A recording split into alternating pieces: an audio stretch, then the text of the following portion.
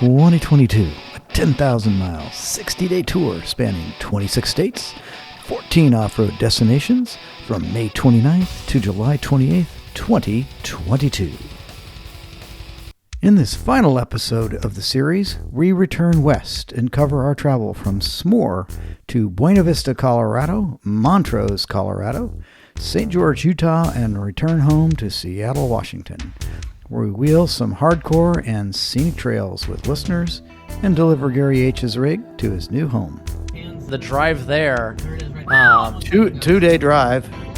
Hey Gary, there's Kansas right there. Hard to believe. Another Kansas. state taking off states. There he is. Even Kansas. What? Oh my goodness. Welcome to colorful Colorado. Look at that, we're in Colorado now, Gary. What? We're not in Kansas anymore, Gary? I guess we're not in Kansas. All right, we're coming into Colorado Springs. We're about 40 miles outside, and you can now start seeing the Rockies show up. Of course, this cloud cover is not helping a whole lot. No, we got some thunder showers that we're probably going to pass through. I guess we're going to go through some rain here in a little bit.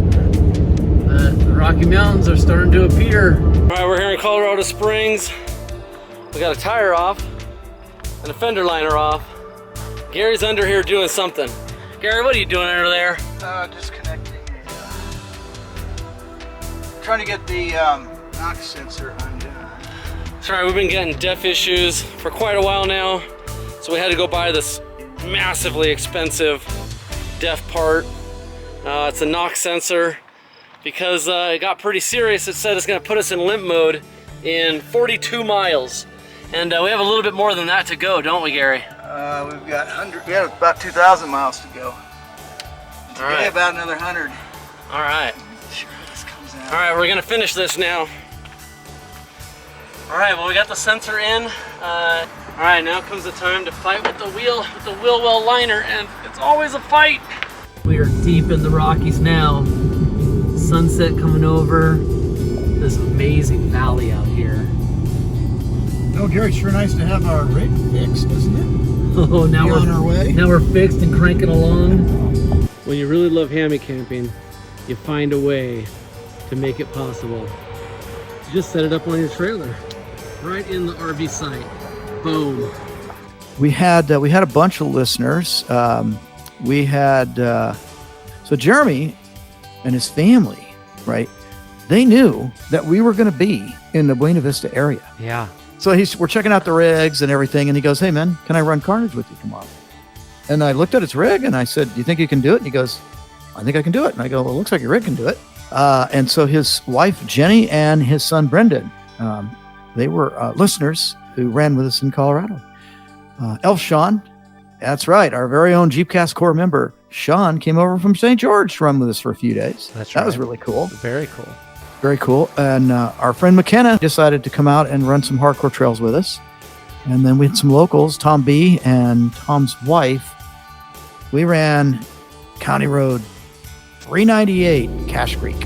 And it was pretty cool, man. It was like really high, went way up in the mountains. But you know what happens in Colorado in most afternoons in the summer? Oh boy. Yes. Huge thunderclouds build.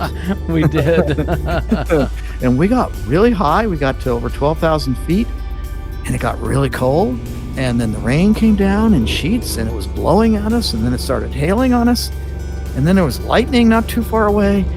We decided we probably should turn around off the top of that ridge now and maybe head back down. So we were going to go a little bit higher, and we we bailed out. But we had some fantastic views of Mount Elbert and Mount Massive. Those are the two highest peaks in all of Colorado.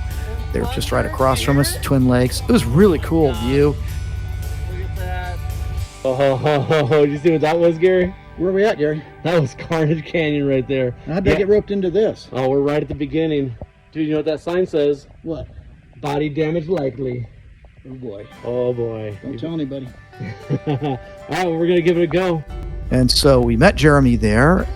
Jeremy took his rig, and Jenny left hers behind. She didn't want to run hers in Carnage, and so the three of them jumped in his rig. And there was another group there that was they were doing a bunch of welding on a rig that was broken, and And so anyway, they were finishing up welding, and yeah, Tom's run it many times, Yeah. and he was kind of guiding the other guys.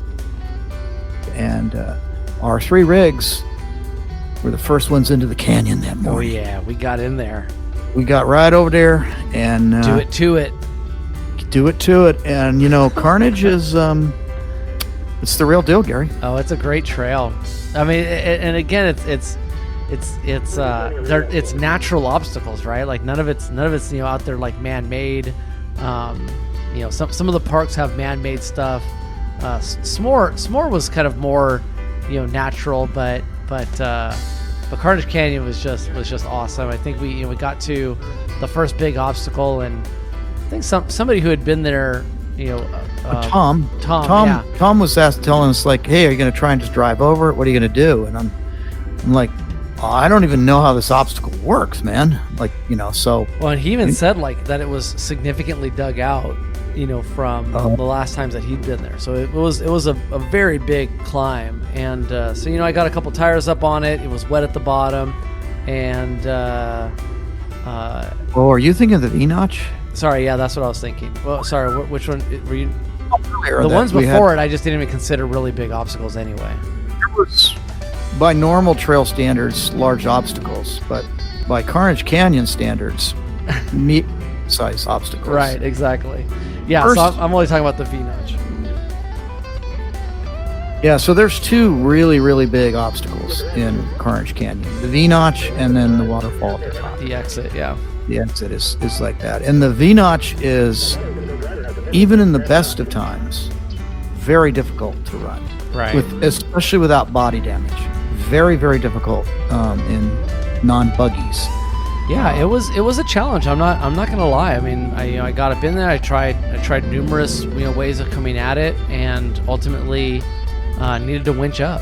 And mostly I didn't want to keep working on it because there was you and several rigs that were still behind us. Tom's group had now caught up with us Right. because it's very difficult, and like you mentioned, there was water in the bottom of it, and it's super dug out. So then we pull line. Even pulling line, Yeah, it was not way easy. Yeah, way difficult Yeah. to get up in there, because when you pulled line, it got you without traction and the wet and everything. It wanted to get you into the walls. Yeah, and I wanted to cause drop significant- tires into the V-notch. It made it very difficult to actually climb both sides of the walls. Yes. Because it was wet and slippery, and It was wet and slippery, and we managed to get all 3 of our rigs winched through without real damage, although it was pretty hair-raising a couple times. yeah, I think when Tom was spotting me, he put me in a spot that ended up having me drop tires in, and so I got really close to dragging my door skins. Luckily I didn't, and I got out, and then was spotting you. Oh, when I was spotting you, that's when I fell, wasn't it? Or was it after you got up? No, I was up because I was with you. Oh, that's right. Yeah, okay. We had got you up. So And then we got Jeremy up, and that was, again, a winch fest. And then Tom's group had some challenges with their rigs getting through. I think they there was smashed some one of them a breakage. little bit. Yeah. So anyway, the V-notch was super brutal. And then there's a lot of obstacles. There was one I got stuck in. I had to winch a little bit and pull myself around the corner. You're like, if you go any further, you're going to body damage. And so I didn't do it. I should have just driven over it. Later on, we realized there was a better way to get over it. And Jeremy went that way, and that was actually better.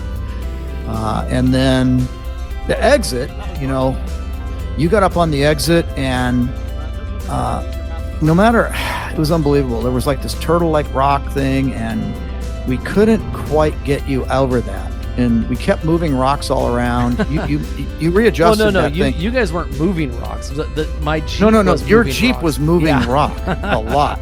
Right. I mean, we didn't intentionally move rocks. It's No. just and then you got really close one time, and then finally you're like, that's it, just pull line. And so we pulled some line, and you kind of got yourself over this one part, and then you were fine. You went right up the rest of it. Right. No challenge. I came up, and you had conveniently made the rock actually a little bit better for me. Yeah. And so I actually got in further right away. I'm like, wow, I'm gonna make it. And then of course, it was just not. I came really close, but I couldn't. You did. I literally could not quite get any traction on this one thing. I'm like, I'm gonna make it.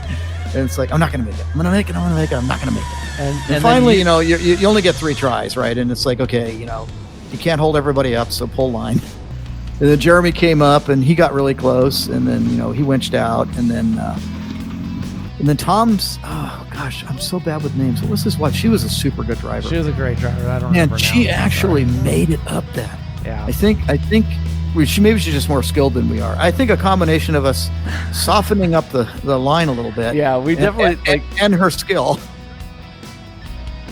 So you hugged the tree, turned up, and I went, well, that line worked really well. I came up, turned right up, went straight right up. Jeremy came up. We said, Jeremy, go by the tree. He goes, really? He goes, yeah. And he went right up.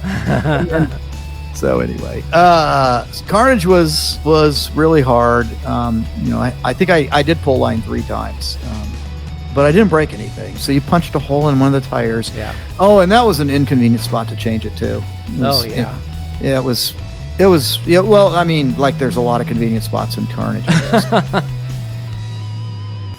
Jeremy here joined us. He ran Carnage, and something happened, didn't it? We got some carnage up a carnage. Look at that, Carnage. Oh boy, Some good old breakage. Oh boy.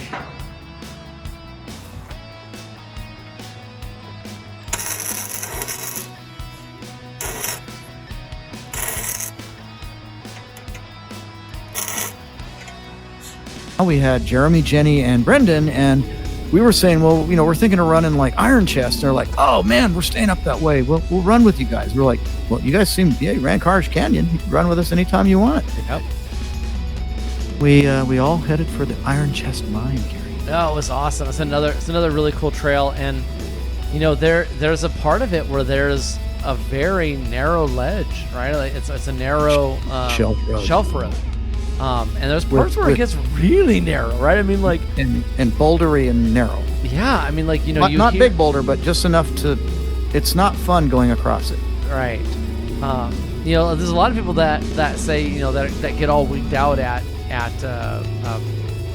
Black Bear Pass. Oh, this was way worse than Black Bear. Way worse, yeah.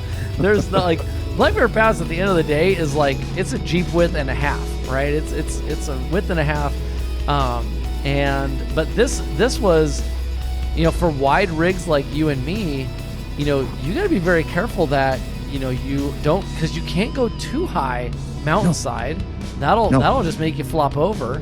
Yes. And you also can't go too much cliffside, because then you'll drop a tire off the edge. Yeah. Oh my God. Well, and then to top of it, they got a nice big cross there. Yes. They had a spectacular accident a few years ago where a Jeep did go over the edge, and it went down hundreds and hundreds of feet. Yeah, and the Jeeper was killed, unfortunately. And of course now this too, right? Oh, look at that cross. What happened here? Oh, a Jeep went off and they died.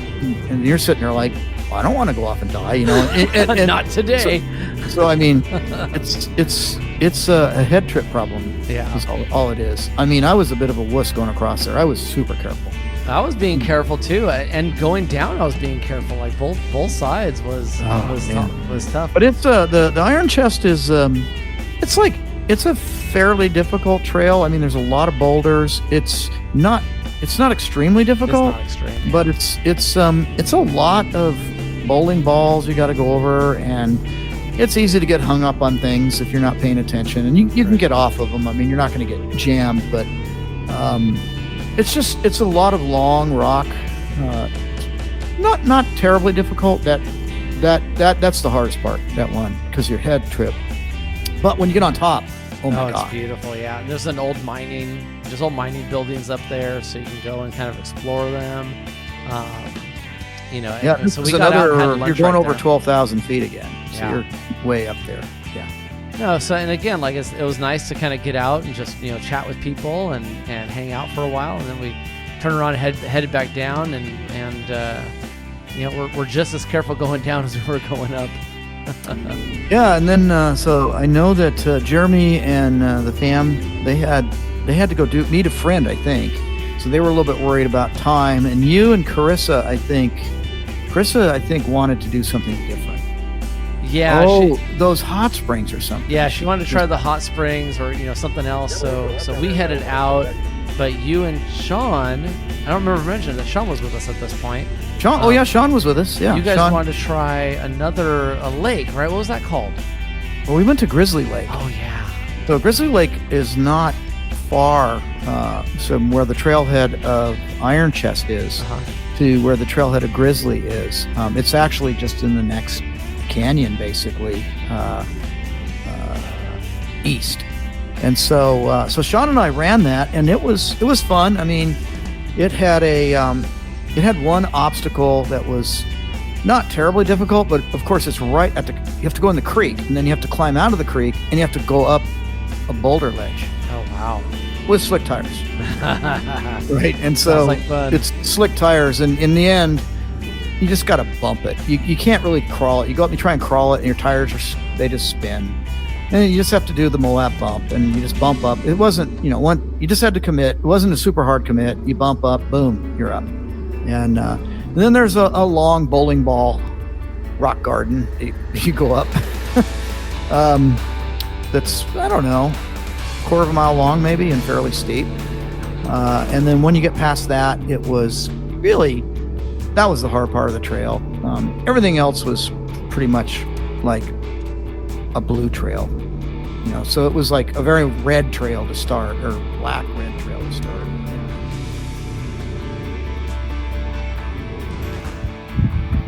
Grizzly Lake, look at that.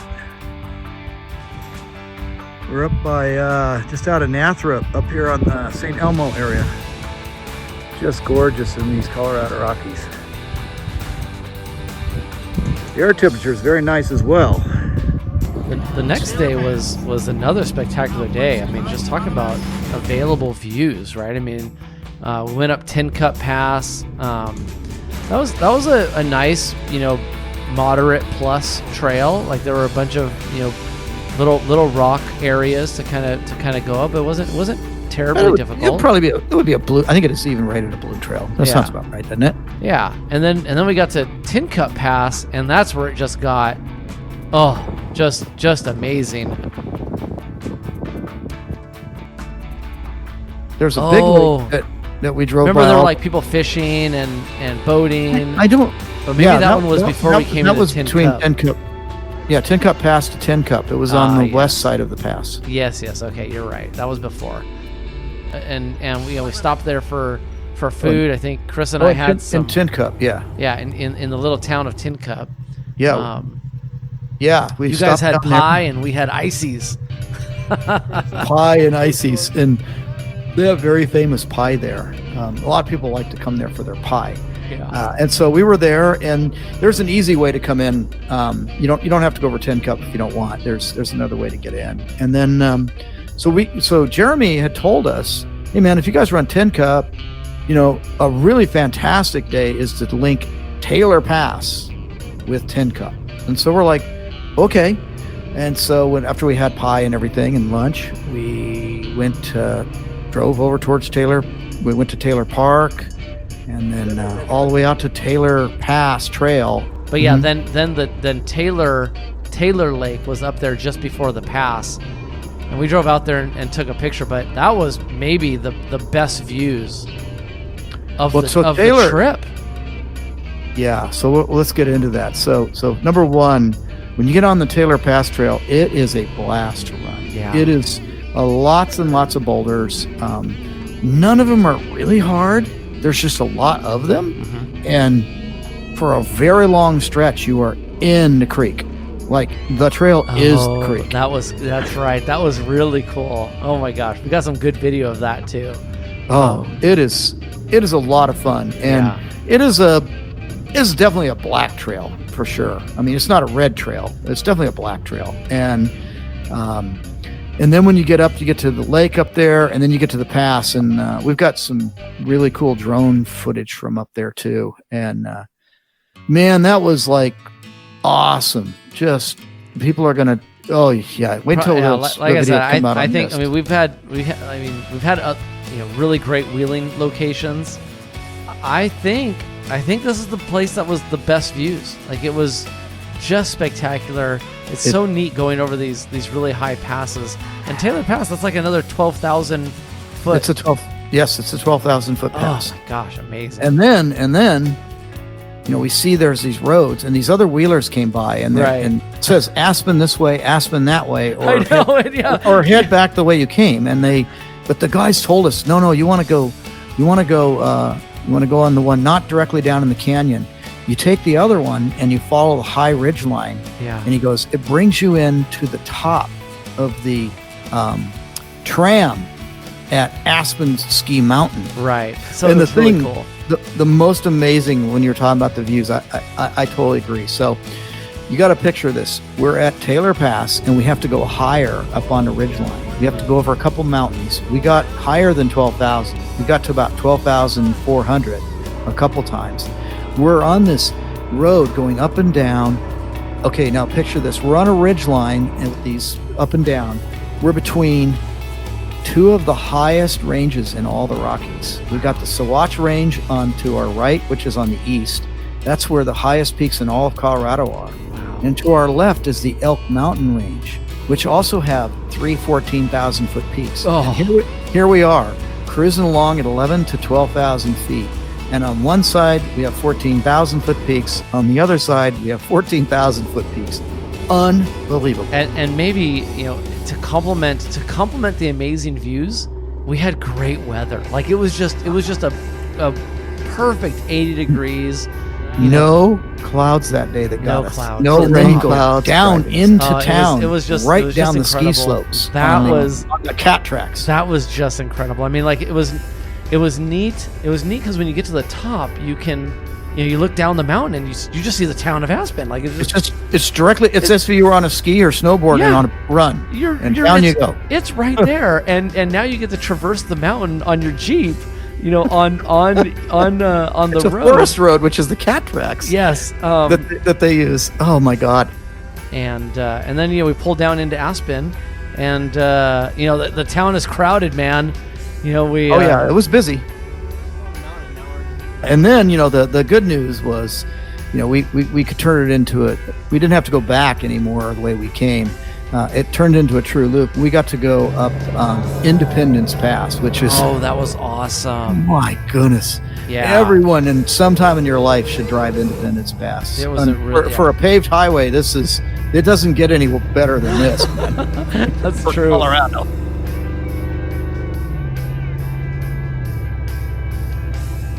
Then we decided you can't be there and not go to Pikes Peak. And I know you were like, why should we go to Pikes Peak, right? And I go, well, this is how often in your life you're going to get to go a 14,000 foot peak and drive up there? That's true. So now it's 70 miles to Pikes Peak from camp, so it was a big commitment. But we buzzed back.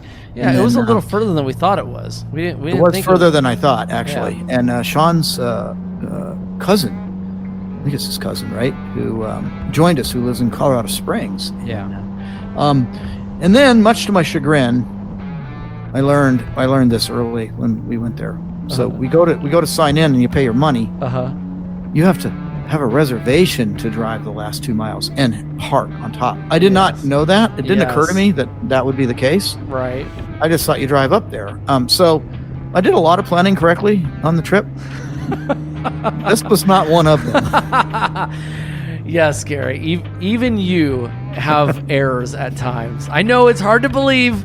It's hard to believe. Folks, nobody's believing me right now. I understand it, but Gary does make a mistake. Once in a decade, maybe. I think it might be more frequent than that. No, I don't think it is. But anyway, we got to drive way up. I mean, you get to go to like 11,000 some feet, and then you go into this big parking lot. They put you on a bus, and then they bus you up to the top, and then you get to hang out. They got a big visitor center. But wasn't it cool being on top of Pikes Peak? It was really neat up there. We took videos and pictures and stuff, of course, and then they have a big gift shop, up there, and Carissa had to go visit it. Carissa got her hoodie. She had been pining for a hoodie somewhere in Colorado, so we got her one at Pikes. And then on the way back, you were like, "Hey man, let's go off road a little bit." And so you'd seen these trails over near Buena Vista. We got back to where Highway 24 at Antero Junction there, and you said, "Hey man, let's just turn on this county road." So he goes, "I think that's going to lead us out to some wheeling trails." We'd seen some of the access points to them earlier. Yeah, that we're going to go through some trails, and somehow we're going to pop back out at Buena Vista. So this is our plan, right? And then it was time to head further west and head for Montrose. We had to drive over a couple really big passes. The huge pass called Monarch Pass, which is like way up there on pavement. It's like 12,700 feet or something crazy. It's really tall.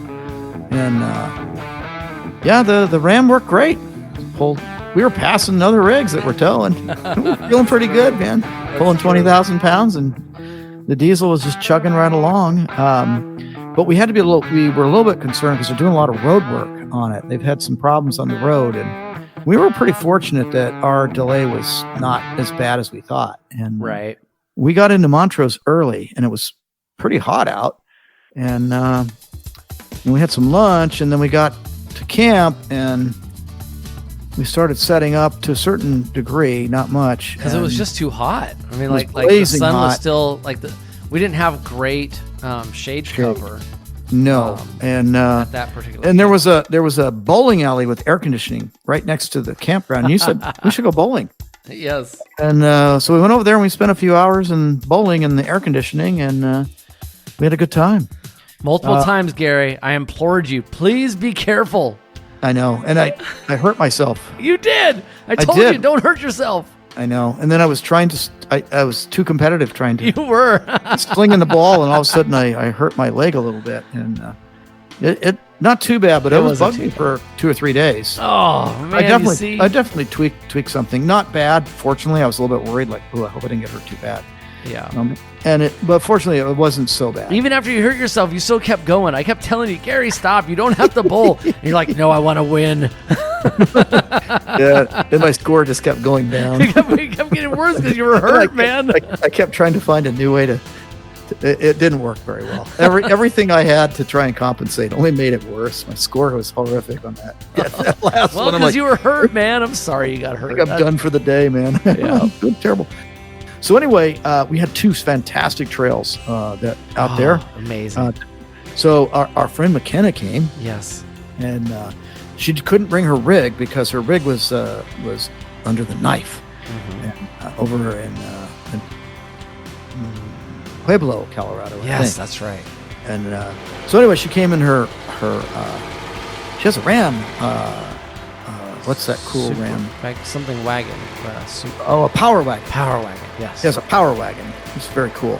Anyway, she came over, and so both of our rigs, and we all headed out, Carissa and Gary and McKenna and myself, and we went to a trail called Tryin. So with a name like Tryin, it's probably a fairly hardcore trail. Yes, it was. It was really hardcore, actually. It was really a lot of fun. It's rated an 8 out of 10. So, and it had some pretty gnarly stuff on it. And McKenna was awesome at spotting us. She's quite a good rock crawler.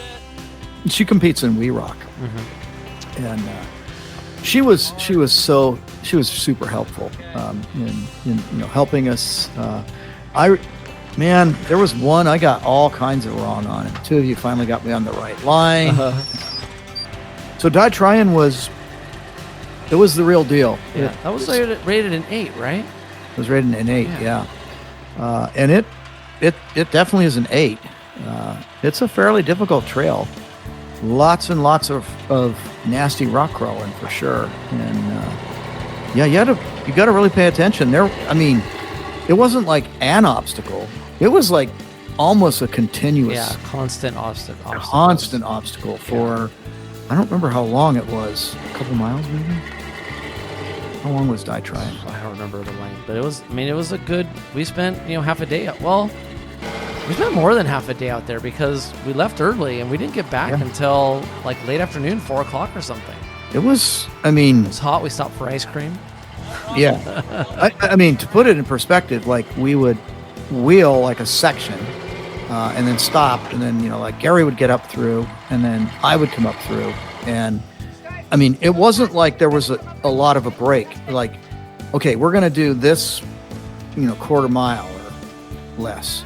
And then, wow, there would be like 2 or 3 obstacles you had to deal with in just that duration. Right? Yeah. And then the next one was almost like a repeat. Like, okay, how are we going to get through this section? And we'd have to walk up and look at it and then go through it. And so Tryin was a lot of obstacles. So I think it's an 8, but it's like almost like a continuous 8.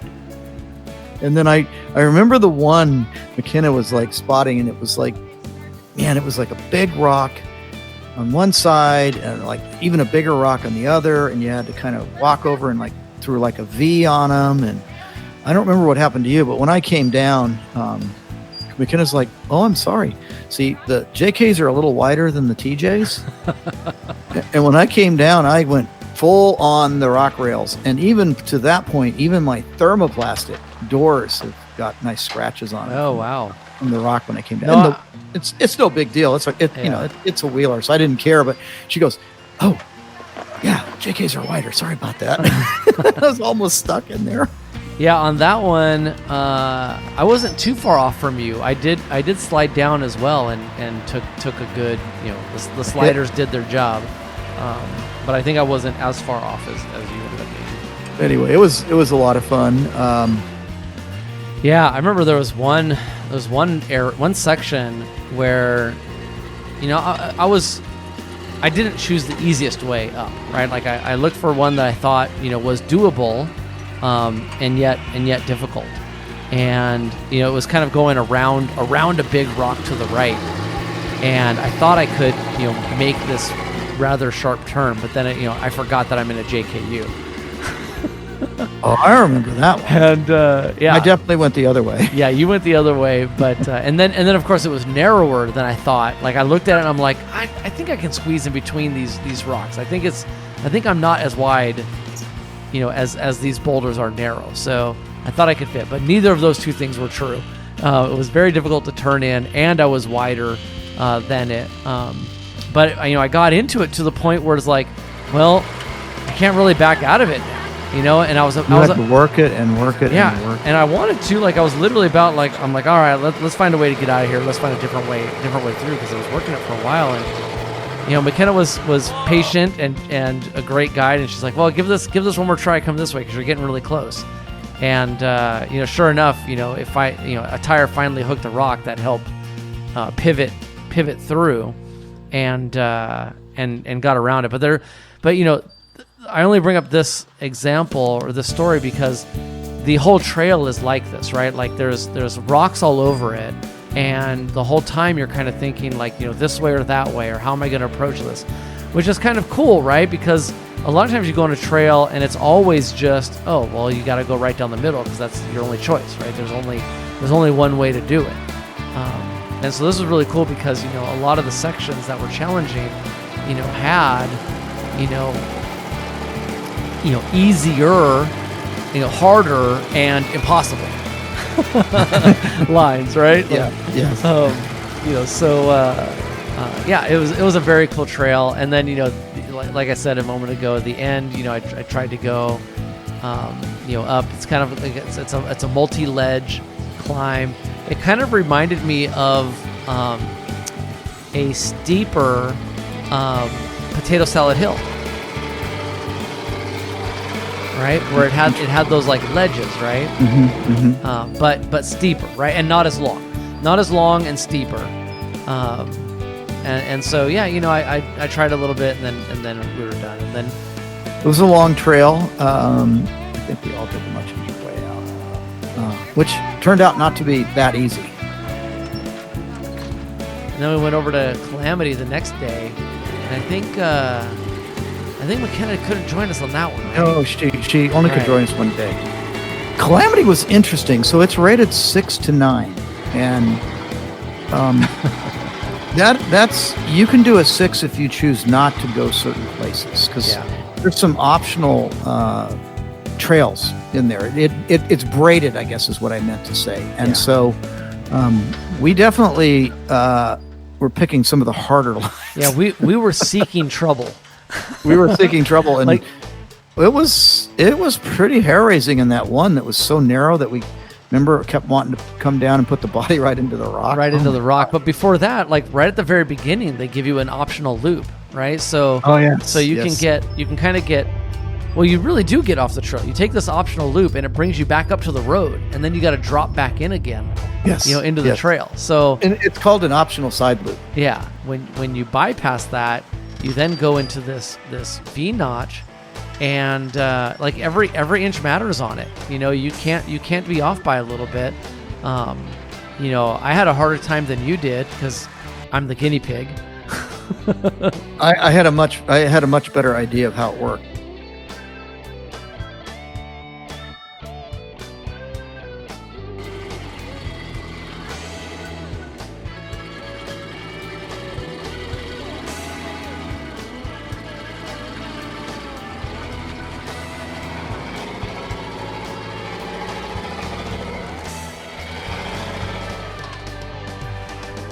The trail is very much like what we just described for Tryin, in that, there's a lot of moderate obstacles or moderate sections, and you got to kind of choose, do you want to go right, left, or center, for varying degrees of difficulty. Of course, except for the end has its own exit, but even pre-end, it had a very challenging entrance to the end. It's like the end had its own gatekeeper. Yeah, there was a fork, like a Y. Yeah. And you could go passenger into the really hard exit. Yeah. And it had its own gatekeeper, and it was really hard. And you had to work that super hard to get through. Yeah, that. I was a little bit surprised that you made it at some point. I'm like, I'm not sure, but you were right. You were able to work it. It took a little bit of effort to get your line correct, but you did it. You needed the line correct and a bump. I remember hitting it pretty good to get climbing it over it. So yeah, and rightfully so, because it only gets worse. It only gets worse from there. That exit is significantly more difficult than the Tryin exit. Mostly because like the Tryin exit, I think only has like one or maybe two different ways in which you can get up.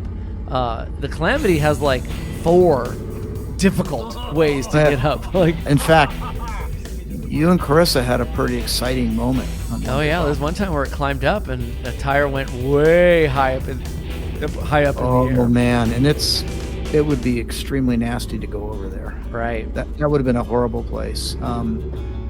Yeah. It caught me by surprise too. I'm like, normally I'm pretty good at seeing where a tire is going to drop into a hole or not.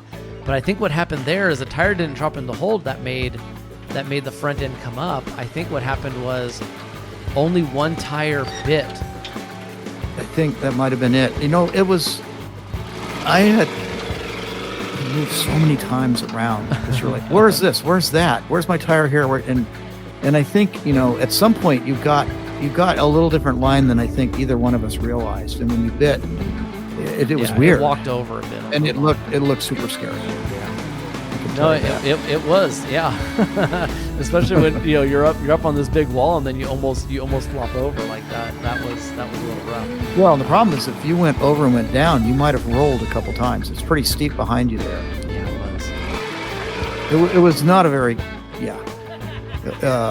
well, I tried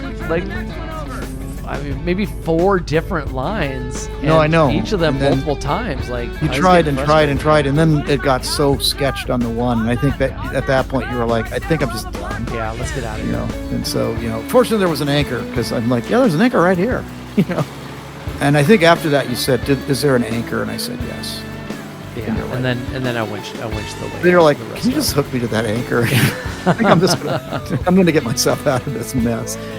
As per usual, Colorado did not disappoint. I mean, this is our second time visiting. We had a spectacular time the first time. This time we got to go finish the job with Carnage Canyon and then go see a lot more. It's Utah, guys! Wow. We made it to Utah!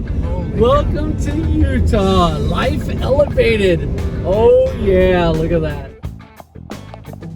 We had another mishap.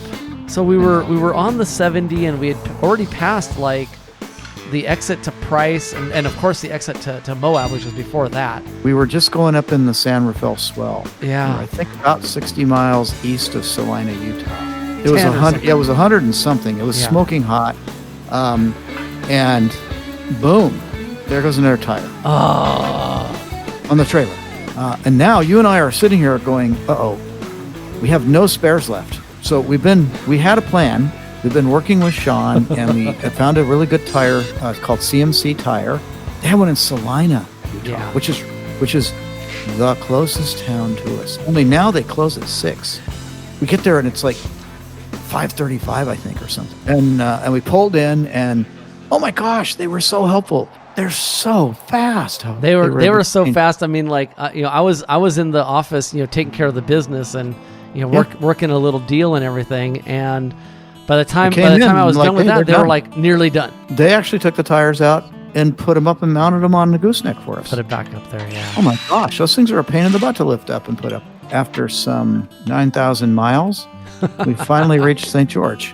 We had some listeners. We had Elf Sean, who was with us again. Catherine came out and did some driving, which was cool. Sean's daughter, our good buddy Drake, was running with us. His son Ethan came out with us one night. Anne Marie and Carissa joined us one day. So the trails, well, we did Sand Hollow. We did 777, Gary. And we ran it at night because it was so hot. It was kind of interesting because running it at night, I think Sean and Drake, the trail navigation was a little bit tricky a couple times because you can't see as well at night. Yeah. So but they figured it out, right? I think there was a little bit of reconnoitering, and then they finally, okay, we're good. We're exactly where we belong. Right. So we were doing good. I know there was one obstacle that we went up a bit, and then it had a huge drop on the other side, and I didn't know quite how big the drop was, and I was watching each of you guys disappear, and then I'd see you go wow over and kind of disappear down. Yeah, I'm you like, slide a little bit. It's a good drop. That's a big drop, So I underestimated the drop.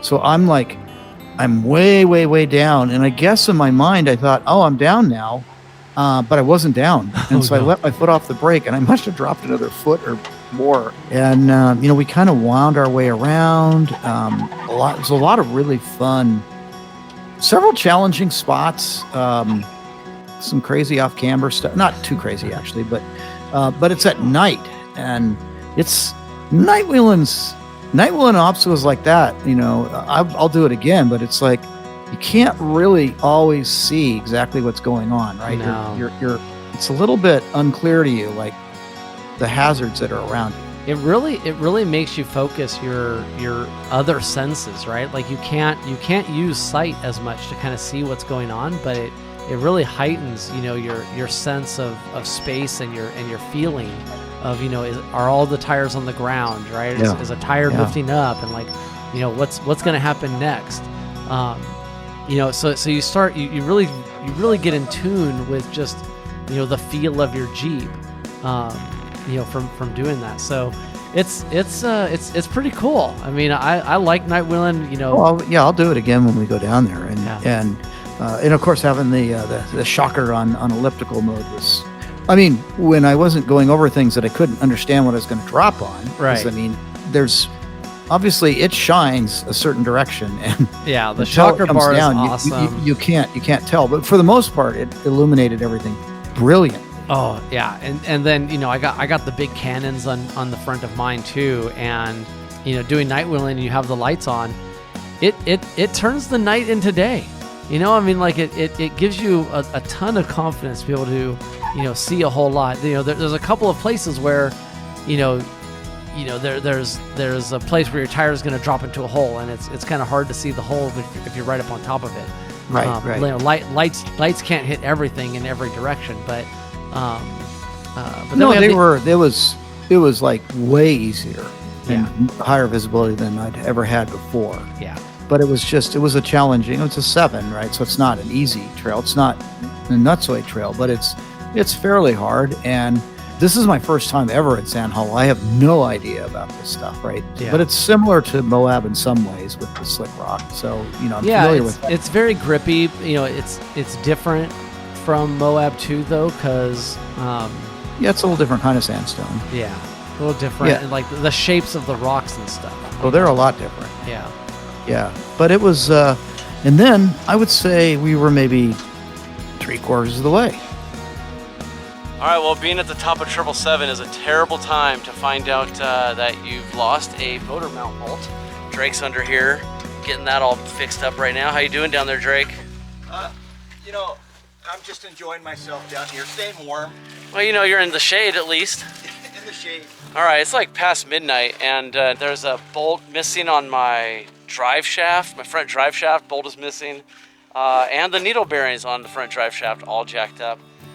All at the same time, we're moving things around. I'm running hot oil, and so I'm stopping every once in a while trying to cool things down. And then Sean sees a fire, so I gotta jump out and bring the fire extinguisher. Gary, Yeah, man. stuff is going on with you too. Yeah, no, my electric system, my engine bay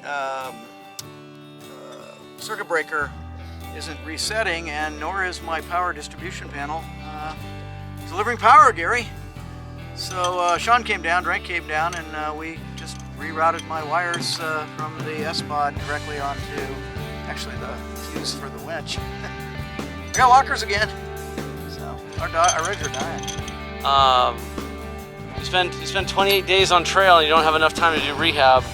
Up with us. It's catching up. It's catching up. Now we're past midnight, and bad things are happening. But we're getting them all fixed. We still had some challenges ahead of us. Yeah. So I left it in 4-wheel drive and just, was just very ginger on the drive shaft. And I do know that when we reached the sand and we were going downhill, you put it in 2-wheel drive. Yeah, I got it at that point. Disconnected the hubs, I think, so nothing would I did. spin. That's right. Disconnecting the hubs and putting the transfer case in neutral, the front in neutral. Then that allows you to move without the drive shaft spinning. Bessie flew into Vegas, so I went and Yes. got her during this time, and That was she great. was able to visit with everybody, and then she was able to come home, with me. She didn't trust that I could actually make it home by myself.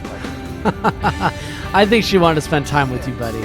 It wasn't that she didn't trust you. I think she really wanted to see Anne-Marie and Deidre. Oh, that's nice. We went out to Rattlesnake Gulch. Now, what's the name of that trail again? That's just before Rattlesnake. I think it's called Nephi's Twist. Nephi's Twist. Okay, and so both these together. It's interesting looking at a map. I just now figured that you kind of take off at It's the road to Zion. Twist starts off of that. yeah. I didn't even realize that there was a different trail name for I that didn't know beginning that. part. You guys said it was Rattlesnake. Yeah, but I thought the guess whole there's thing two was trails. Rattlesnake. Yeah, I thought the whole thing was Rattlesnake, but it turns out, looking at the map, that first part is Nephi, or Nephi's Twist.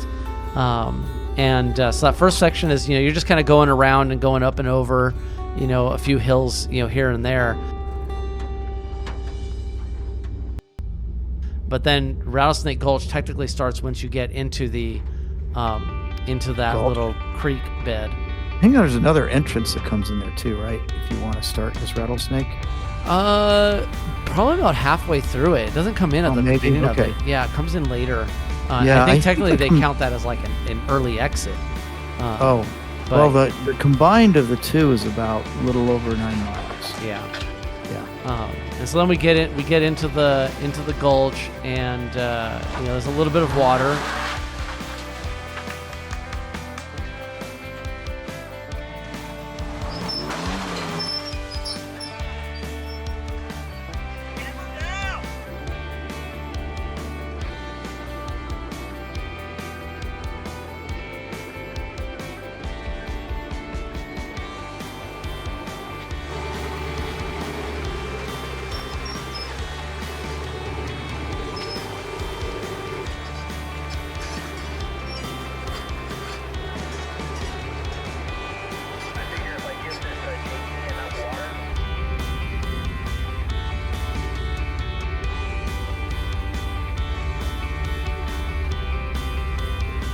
we had the girls with us, and we were able to get up to, they have a couple of like wading pools that you can kind of get into and have a little fun. So, the girls jumped in, and then we jumped back into the rigs again and went all the way up to Toquerville Falls. And Toquerville Falls is really cool. I mean, we got there and there were, people jumping off the cliff into the water, and it's a very, it's not deep enough to be a bunch of jumping like that. I mean, Wow. I didn't end up doing it because, like, my height, I went and touched the ground, and the tip of my head was still showing. So I mean, it was just 6 feet Whoa. deep. We saw the clouds coming in, and You're like, it then cut me off in between getting from Sean's house to the house that we were in at that time. Yeah. And so this band, ended up cutting off, coming right between, the two houses. And so I got very drenched getting my Jeep over Before you to get my into house. the garage. And just in time to get into the garage. Wheel in America, day 59. Gary, you're going home, buddy. Yep, gotta complete the journey. You got to complete it. 2 days of travel. This guy right here. We've been on a journey that we'll never forget, man. It's been incredible. Look at that. You got one Jeep on the trailer now. It looks lonely. Totally. Day 59. Buddy, have a safe drive. Thanks, man. All right. Check this thing out, just outside Boise. Talk about something heavy. I wonder what it hauls. Look at unbelievable amount of wheels on this thing. Back in the Washington Cascades. That. Look at Mount Stewart out in the distance. Back you can see snow again. Alrighty, hey. Well, Betsy and I are back. Chad's filming for us, which is cool. And look, we went all the way around America and we're back here. Well, we're technically at Chad's place. We're definitely out in the Seattle area. So more than 10,000 miles of towing. The end of Wheeling America is actually here. Wheeling was in St. George. Woohoo! Woohoo! What began as a dream in 2018 finally became a reality. Thanks to everyone who made this epic trip possible for us to live our own dream. Now it's time to dream big again.